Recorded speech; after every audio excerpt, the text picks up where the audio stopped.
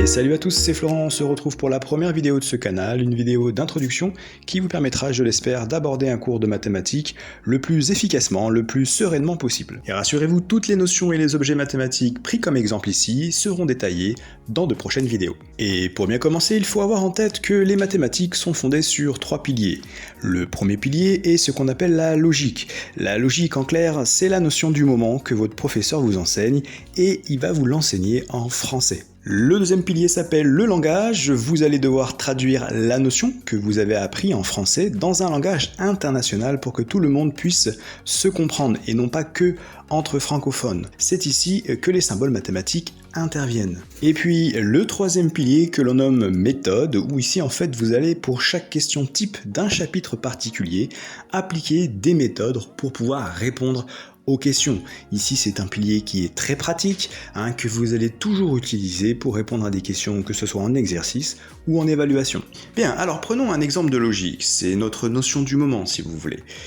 Ici, nous avons une boîte, cette boîte s'appelle F, et son rôle, ça va être de transformer un nombre que l'on va faire rentrer à l'intérieur en un nombre qui va en sortir. On est maître de ce qu'on met dans la boîte, mais c'est la boîte qui décide ce qui va en sortir.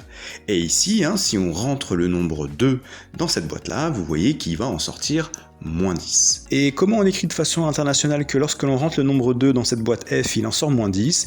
Eh bien, c'est l'enchaînement de symboles mathématiques que vous pouvez voir à l'écran. On le lit comme F de 2 égale à moins 10. Et là, peu importe la nationalité et la langue que vous parlez, du moment que vous avez un petit bagage mathématique, eh bien, vous comprenez de quoi il en retourne. Et vous remarquerez aussi que l'utilisation des symboles mathématiques permet d'écrire la logique de manière hyper concise. Et il faut savoir faire la traduction inverse, c'est-à-dire de traduire un enchaînement de symboles mathématiques dans votre langue de pensée. Ici, je vous propose 3 expressions qui ont l'air assez intimidantes, mais qui ont toute une logique en français qui est assez simple.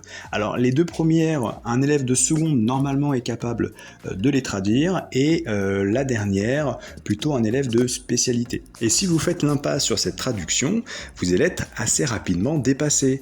Vous allez avoir des enchaînements de symboles mathématiques qui n'auront plus du tout de sens pour vous, et à partir de ce moment-là, vous allez plus savoir quoi faire ni quoi comprendre. Et nous voilà dans le 3e pilier qu'on appelle méthode. Alors là, il faut savoir que dans un chapitre, vous allez avoir des questions types, des questions qui reviennent tout le temps.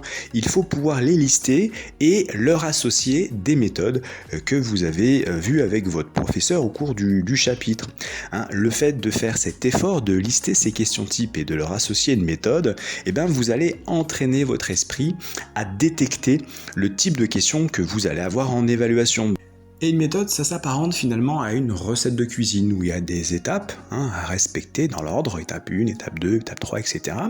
Et en mathématiques, évidemment, il y a des étapes où on va devoir faire du calcul. Donc ici, attention aux lacunes de calcul que vous pouvez avoir, parce que même si vous savez quelle méthode appliquer, eh bien, vous allez être bloqué, vous n'allez pas pouvoir donner le résultat à la question type parce que vous avez des lacunes de calcul. Bien, prenons un exemple ici, vous êtes face à un triangle rectangle et on va vous poser comme question type calculer la longueur, une longueur dans un triangle rectangle.